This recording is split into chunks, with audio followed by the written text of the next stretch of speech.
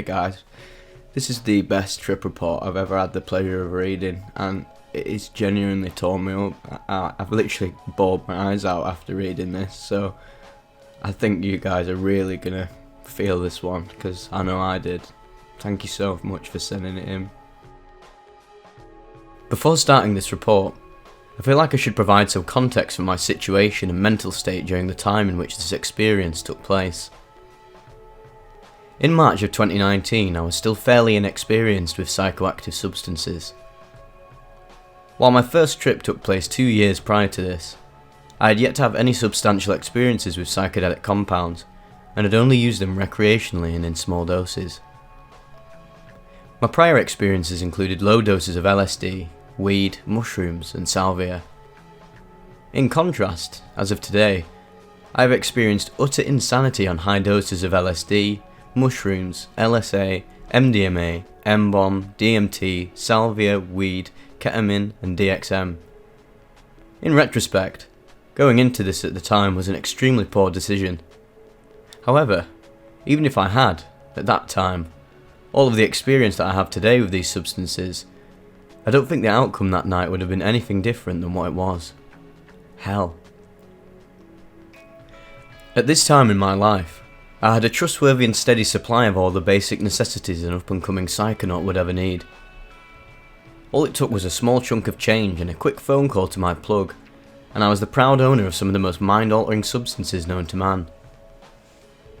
Obtaining the acid was easy enough, however this time it came with a warning. My dealer told me that this was some of the strongest acid he had ever tried. He then told me that the blotters were double dosed. However, if you know anything about buying drugs, you know that this is just something that people say, and it's rarely the truth.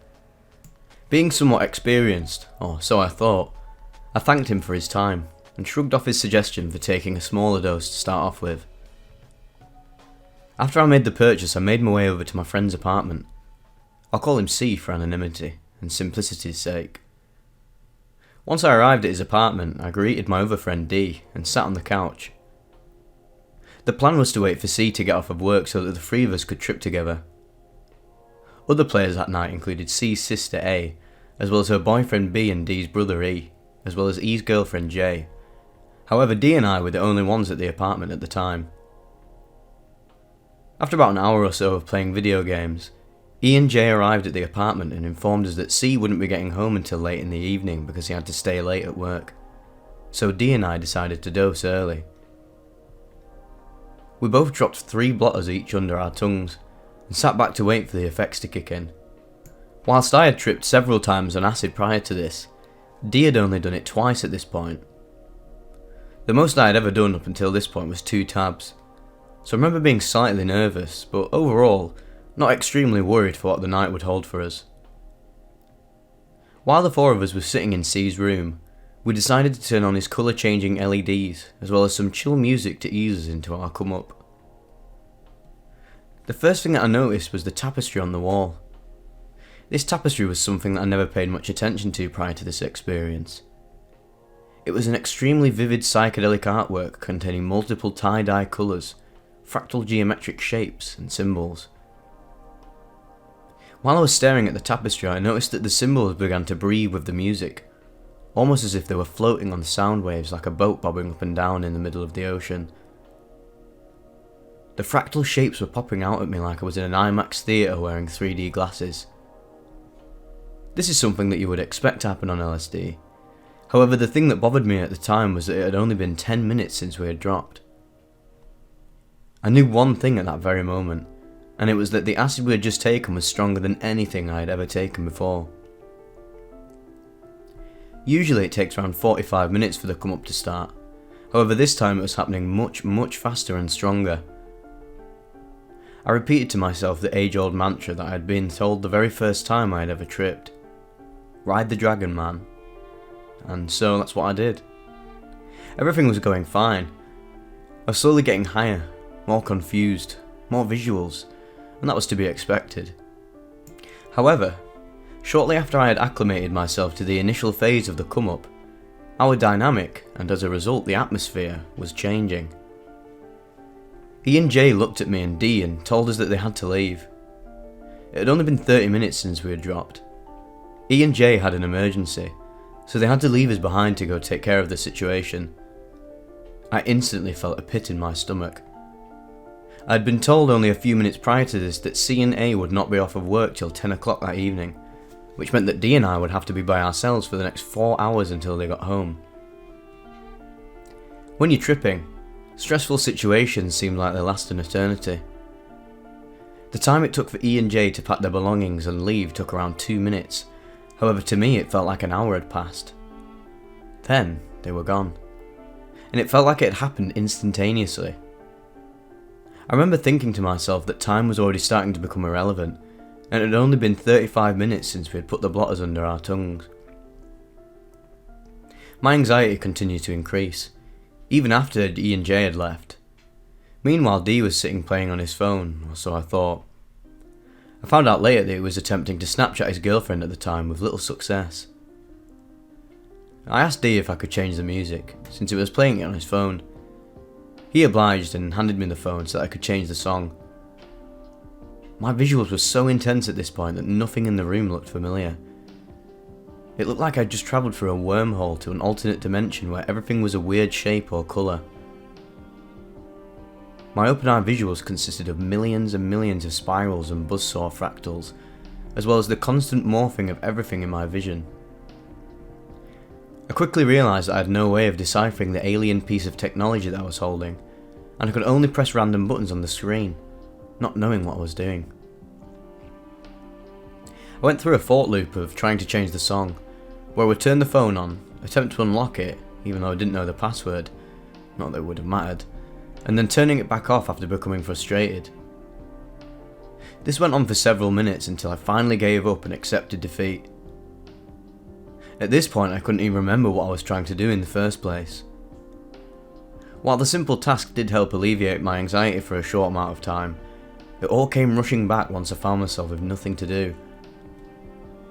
I looked over to my friend and realised that he'd been watching me frantically typing away at his phone's lock screen for several minutes, never attempting to ask him what the password was. I can only imagine what was going through his head at the time. I didn't care though.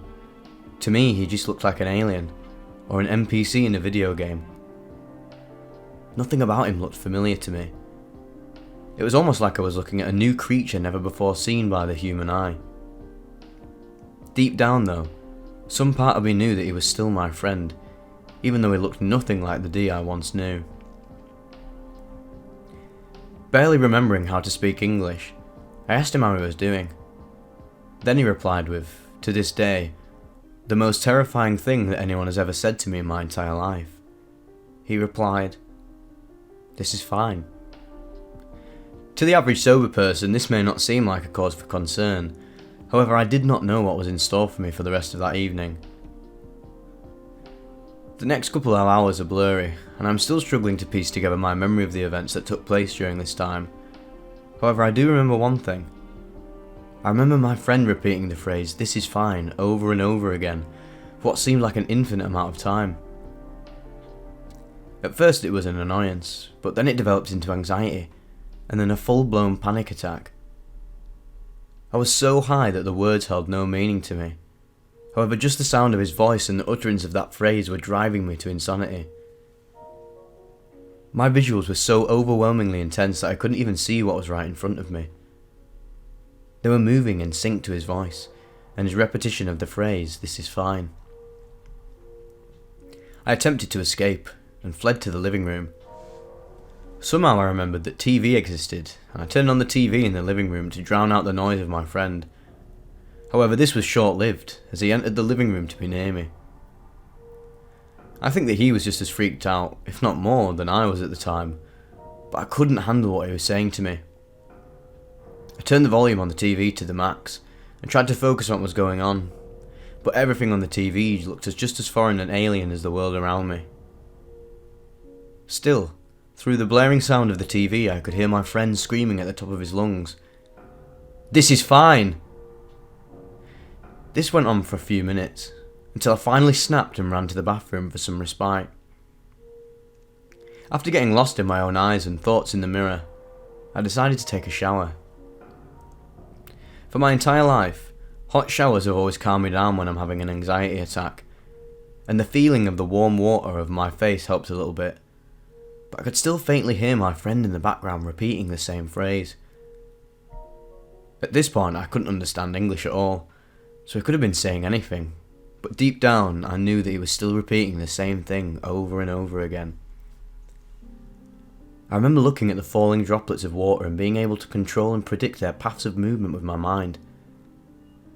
My memory is fuzzy, but I believe that I could control the temperature of the water with my mind as well, almost as if I had some slight form of telekinesis. I dried off and re-entered the living room after my shower, only to find Dee in the same spot I had left him. He was still repeating the same phrase. However, this time his mouth wasn't moving. He was staring at me with cold, dead eyes, and in my head I heard the phrase, "This is fine," over and over still. This truly has to be the most existential dread I have ever experienced in my entire life. Since this experience I have had conversations with DMT jesters and aliens, met the mushroom gods on multiple occasions, but seeing my friend communicate to me with his mind while staring into my soul was truly more terrifying than anything else I have ever experienced. I collapsed to the floor and accepted my eternal fate. In my mind I was in hell, and this was my punishment for all the sins I'd committed throughout my life. Then, with my eyes closed on the floor, I began my descent into my first true ego death. The light of my life began to fade away, and was replaced by the singularity of a black hole. A fourth-dimensional geometric mass moving in tandem to the rhythm of the phrase, "This is fine." I didn't know the meaning.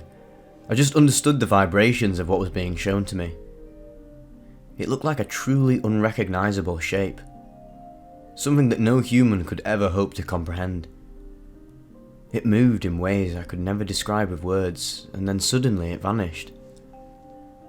After it left, I was alone. I was nothing and everything at the same time. I understood somehow that I was truly alone, and that everything in my life, even though I couldn't remember what life was a lie. It was all a facade that I had created for myself. It was all a hallucination, and I was God. I knew at that moment that I was God. I was alone in the universe, and all of the things that had ever happened to me and everyone else, good and bad, were because of me. I experienced the most truly, utterly, terrifyingly horrible dread any human being could ever hope to experience in their entire lives. An infinity of aloneness and an infinity of nothingness. There was no one else, only me. I was all and everything, and nothing at the same time. Then I decided. Because I was God, I decided that I did not want to be God. So then it was, and I was no longer God. Slowly I reversed my way through the black hole and out of the infinite geometries of the other dimension and progressed back into the reality of our universe. I made my way through our galaxy, then to our solar system, then onto planet Earth, and arrived back into C's apartment, writhing on the ground, bawling my eyes out. It was only then that I looked up and realised that D, A, B and C were all standing over me looking like they had just seen a ghost. To me they looked like aliens, so the feeling was mutual. My visuals were just as intense as they were before, but I was at least back on the planet Earth, so I was thankful for that. I wasn't out of the woods yet though, not by a long shot. C and B asked me how I was doing, but I had no idea what they were saying. It sounded to me like they were speaking another language made up of strange robotic noises. I remember barely understanding them when they had asked me if I wanted one of the trip killers that I'd brought with me that evening. At the time I was prescribed trazodone, and while I had never taken it while tripping, I knew that it would be successful in bringing me back to reality. This, unfortunately, would never come to fruition. I was right at the beginning of my peak, and I was in an extreme state of mental distress. When B handed me the pill, I put it in my mouth with a sip of Gatorade. The first thing I remember is a tingling sensation in my mouth. In my altered state of confusion, I mistook this feeling for impending death. I was under the impression at the time that the medicine that they had just given me was poison, so I spat it out and realised the truth. I was the only living being in the entire universe. All of my friends and family were just NPCs in the giant simulation. Now I had become self-aware that they were trying to kill me to reset the timeline. This is what I truly believed at the time, so instantly my fight or flight response kicked in. I'd like to believe that this is where the trip truly began. Not with the ego death I had experienced prior to this, but with the sense of dread in knowing that everyone in the world was coming after me with the sole intention of killing me. I looked at the faces of my friends, and I saw their evil demonic expressions, almost as if they had realised that I'd found out the truth, and were now no longer trying to hide it. I ran out of the house, pushing past everyone around me, and took off into the cold dark night wearing nothing but my basketball shorts. I was 6'3" and 280 pounds at the time, so there was no way that any of them would have been able to stop me. I ran into the parking lot screaming at the top of my lungs, but deep down I knew that my screams would fall on deaf ears. I yelled, "They're trying to kill me!" over and over. I felt no pain from my feet even though I was running over shards of glass and sharp rocks on the ground. Just to interject here, this is actually mad reading this because I've literally experienced the exact same thing. Running around, I'm having no pain when you're peaking on almost like 600 UG. I talk about this in my Panic on the Streets of Manchester video, which was my first trip report. And literally the exact same thing happened to me, so yeah, this is very relatable, and just know that you're not on your own when it comes to this stuff. It's really common, especially when your mind can't take on these radical insights and your ego ends up twisting them into something horrific, because infinite consciousness isn't always sunshine and rainbows if you don't come at it from the right angle. But it's all a learning experience. But yeah, back to the trip report. I just thought I'd interject with that. They chased me all the way across the parking lot, and I felt like I was truly in a survival horror movie. I'd never run so fast in my entire life. I was tackled in the middle of the road by B, the only other man in the group of comparable size to me. He was begging me to return to the house, but would not accept my fate so easily. I scratched and clawed at his face until he let go of me, and I began to run into the middle of oncoming traffic. The cars all looked like alien spacecrafts orbiting around a galactic highway. My friends, still in my pursuit, waved down the traffic so that they would not hit me.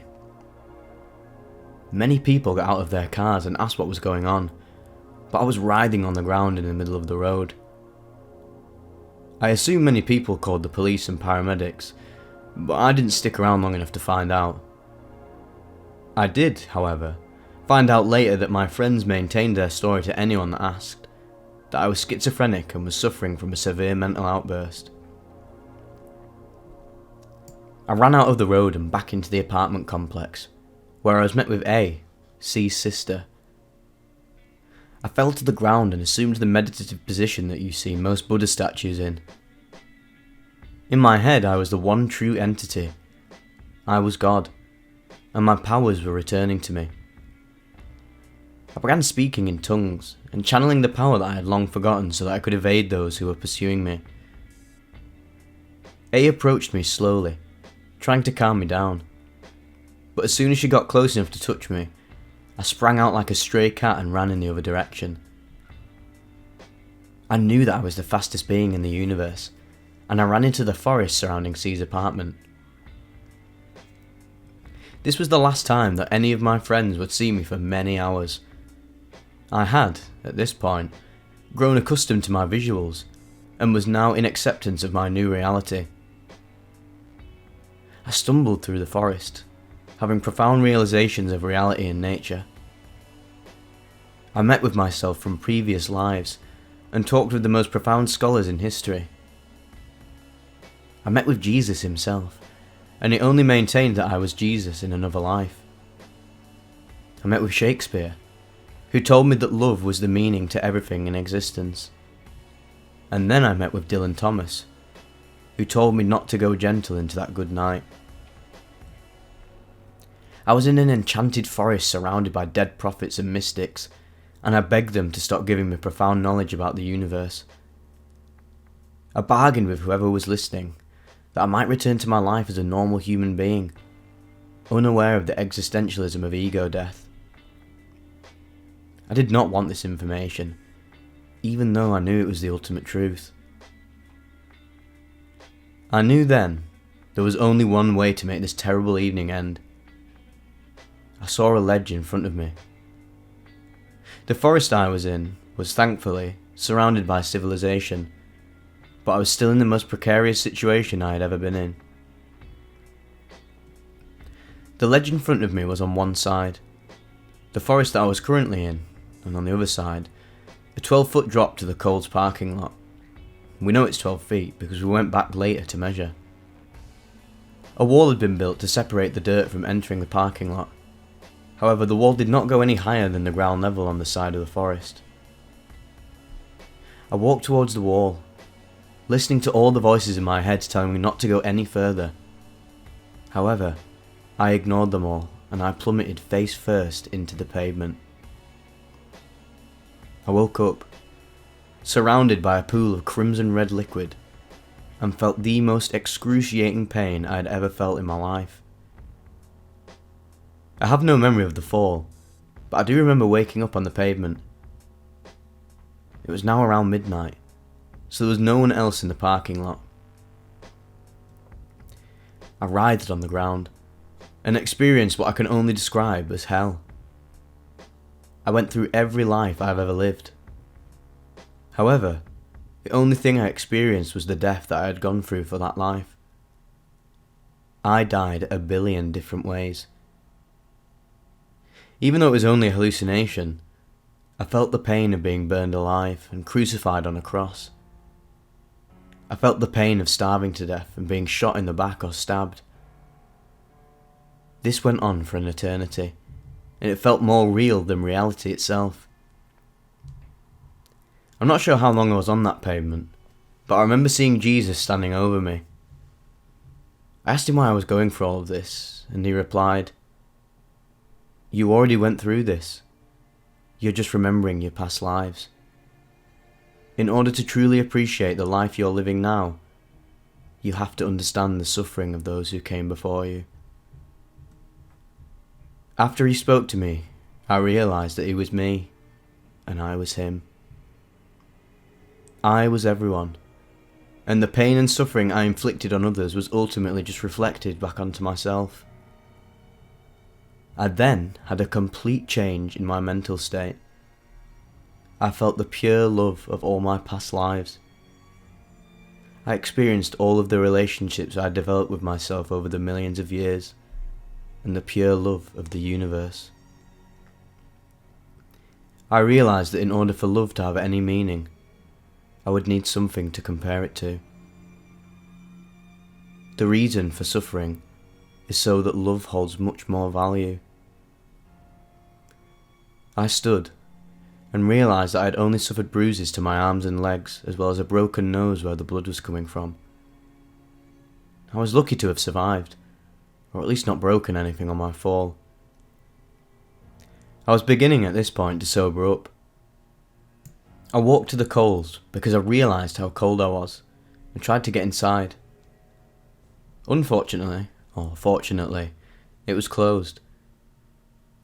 I laid on the concrete in front of the Coles and got covered in ants, but I didn't mind, because in my mind I was those ants in another life, and they wouldn't want to hurt me, since they were me in another life. While laying on the ground, I stared at the stars, and I could control them with my mind. I could wave my hands in the sky, and entire galaxies would flow like the ingredients in a galactic pot of soup. I was happier than I had ever been, realising that I had created something as beautiful as the universe. I then met with complex entities that I could only describe as stereotypical grey aliens. I believe this was another hallucination, but who knows? I was sitting alone in the middle of a parking lot at midnight, so maybe I really was abducted by aliens. They brought me aboard their ship and told me they were going to fix my wounds. They told me that they had been watching me, and they didn't want me to have any permanent injuries because of this experience. I thanked them after they did their operations, and they returned me to the same parking lot where they had found me. After this, I stood on my feet and somehow I walked back to my friend's apartment complex. I found his apartment and I climbed in through the back sliding glass door. This is something that I would do on a regular basis, as I basically lived with him, but I did not have a key to his apartment. I realised that all of his furniture and decorations were missing, but I didn't think anything of it, and I went to his bathroom to take a shower. In the shower, I washed the blood and dirt off of every part of my body. I felt much better than I had only a few hours prior to this, however I was still tripping extremely hard. I played with the water droplets again, and I found that I could control them with my mind even more than I could earlier in the evening. I then fell back into another hallucination, although it felt more like a daydream. This time it was of a man, and I was just a child. He would beat me, and I would come to the shower to cry, and I realised it was a repressed memory from my childhood. The horrible man was my father. I had forgotten all the times he had beaten me growing up, and the experience of being in the shower had unlocked those memories. It was right then that the sun started to come up. I had been in the shower for God knows how long when I remembered that cell phones existed, and I had somehow not lost mine in all the commotion the night prior. I looked and saw at least 100 missed calls from my brother, friends, and some restricted numbers which I can only assume were the police or emergency services.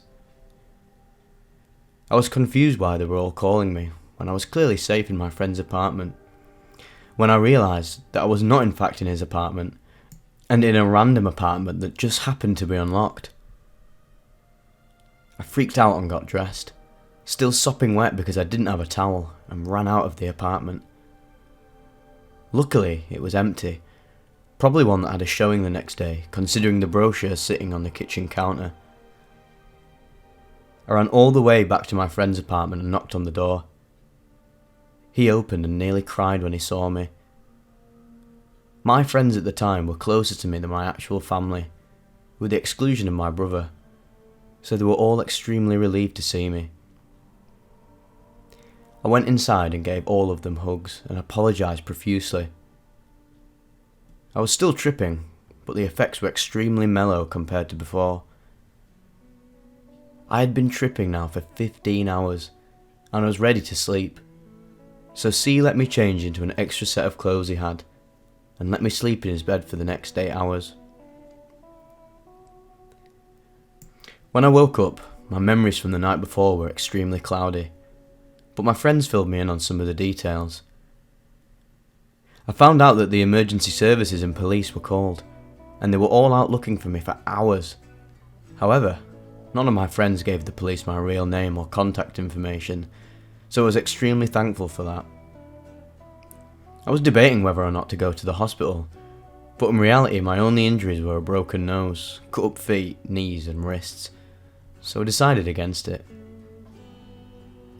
When my friends asked me to recount what had happened, I truly could not. Every time I tried to tell them, my words would not work, and I would become extremely anxious. I had PTSD from this experience for many years after. However, in the past year, I've been able to work through what I had learned, and I now view it as having a positive impact on my life. The moral of the story is this: if your dealer warns you that his acid is strong, don't be so quick to brush off his suggestion. If I had to guess, I would say the tabs were 200 UG each, so I probably consumed around 600 UG that evening. Thank you for reading. And thank you so much for sending that in. That honestly choked me up at some points reading that. It really touched me, the way you described the whole experience, and this is the main reason I want to make these videos is to share these insights and make people realise that these traumatic experiences will end up actually enlightening you to the universal nature of life, which is that everything is love, which is absolutely incredible. And I'm so thankful for people like you that have sent me these trip reports in. Thank you so much, and God bless.